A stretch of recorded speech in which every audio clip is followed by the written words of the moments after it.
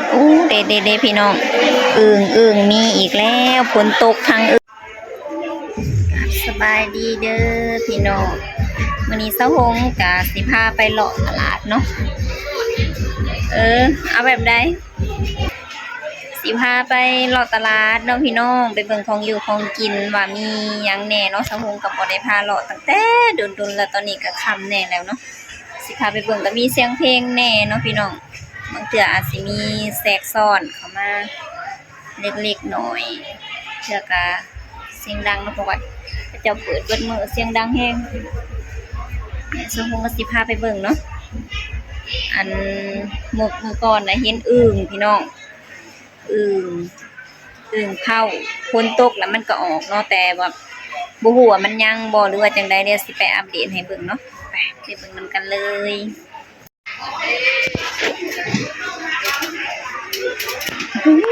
พี่น้องอันนี้เป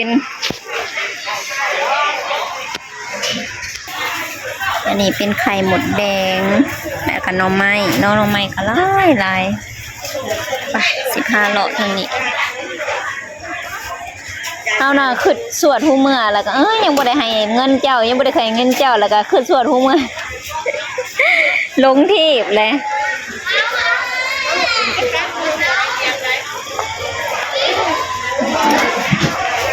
ทางนี้ก็สิเป็นไข่กิโลจิลิกินายเนาะกิโลก็มีแหละพี่น้องตะกี้สะหงไปขุดกิโลเดี๋ยวนี้บ่ค่อยได้ไปคนก็หลายเนาะตลาดก็ได้หลายอยู่คนก็นาอยู่เนาะ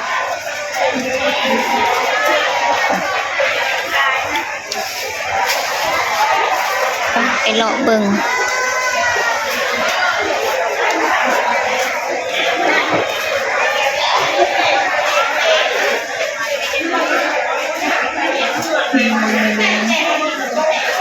มีเห็ดเดพี่น้องอึ่งมีอีกแล้วฝนตกทางอื่นเนาะแต่ว่าทางนี้น่ะบ่ทันได้ตกดอกทางนั้นทางปาก2ลาหาน้ำนี่นะปาก2 2คอนบ่ทันได้ตกเนาะนี่เมนู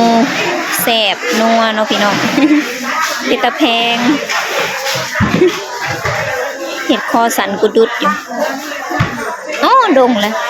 มันอยากออกแต่อันกระซ้ำ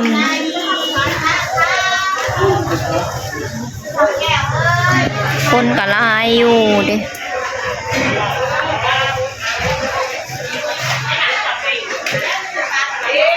ทางนี้ก็มีแต่อึ่งของแสบของนัวเนาะพี่น้อง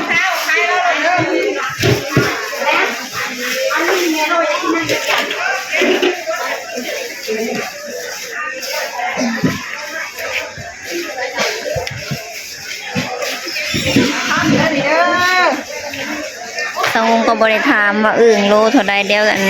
ถามบ่เอาเขาเจ้าสิให้เนาะพี่น้องแล้วก็บ่ให้เนาะผู้จักกันอยู่เนาะแต่ก็บ่กล้าถาม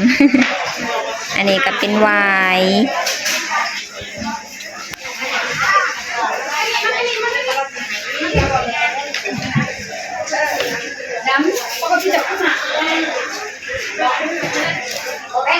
เดี๋ยวรอมาทางนี้ก่อนเนาะรอทางนี้แล้วจะพาเลาะทางนั้น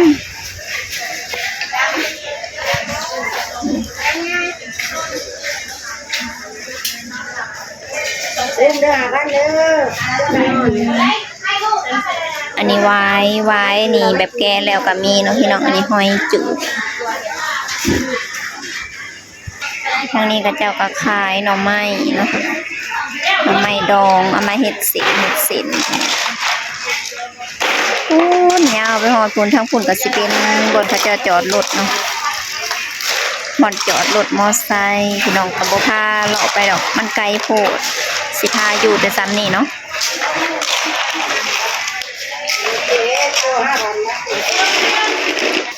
หน่วยทางนี้กับพอทางนี้ก็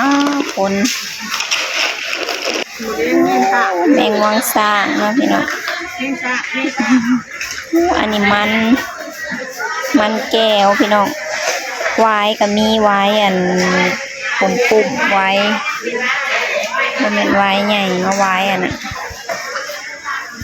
อันนี้มักม่วงน้อยมีแต่ของกินแปลกๆเนาะ FC คือสิบ่เคยกินเนาะพี่น้องแต่เสาหงน่ะ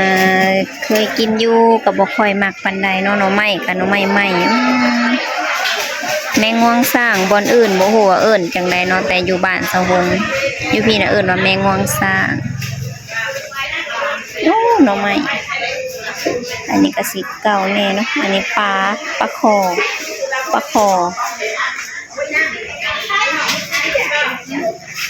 อันนี้นางแมงจิกจันพี่น้อง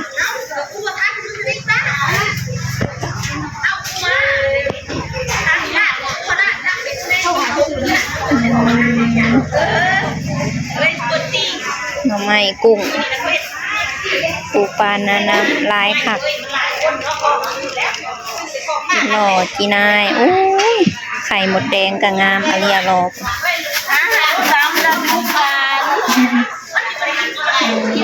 จีหล่อเป็นป้าไข่หมดแดงจีเป็นงามเห็ดสวยสะอ่อนนะอื่นก็มีตะไคร้อื่น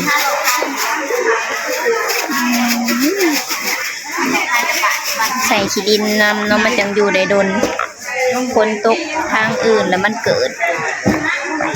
อุดอีกคือ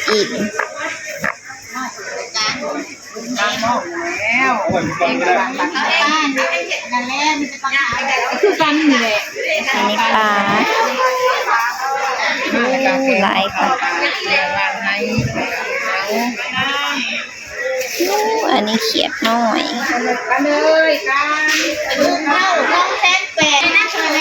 อึ่งเผา280,000อึ่งย่าง200,000ว่าสันพี่น้อง200,000ปลายคันเป็นเงินบาทก็ประมาณ280,000ก็เท่าไหร่เนาะ280,000180,000ก็300แล้ว180,000 190,000ประมาณ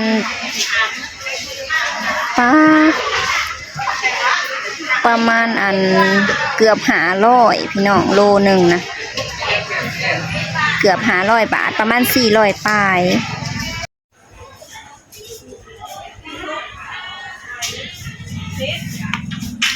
ตอนนี้ก็หมดเวลาเก็บห่านแล้วเนาะพี่น้องสุขุมก็สิมาหอยมาต่อยมองเนาะมาเก็บมองว่าวันหนึ่งนี่ว่าเรื่องอึ่งยังบ่ทันได้จบเนาะพี่น้องอันอึ่งนะโล280,000กับประมาณ450 บาทสุขุมไปคูณเบิ่งวันหนึ่งนี่เนาะก็ถือว่าแพงเนาะพี่น้อง450 บาทประมาณนี้เลย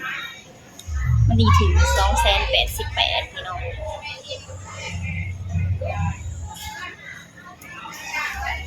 เก็บมองก่อนบัดนี้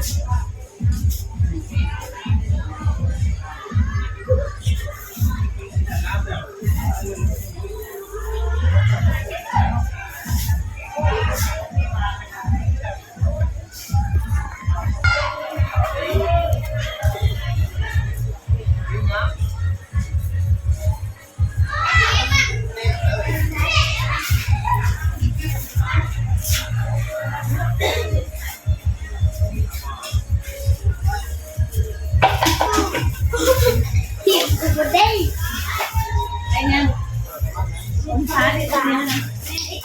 ก็บแล้ว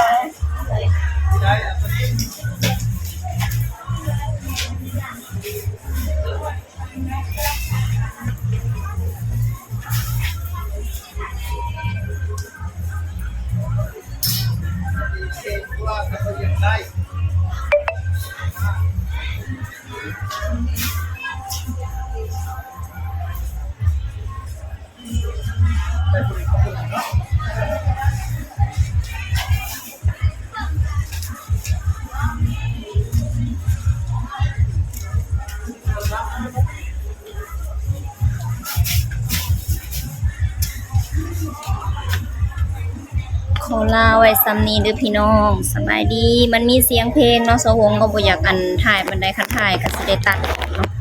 อย่ามันติดนั่นน่ะไปนำพอกันใหม่คลิปหน้าเนาะพี่น้อง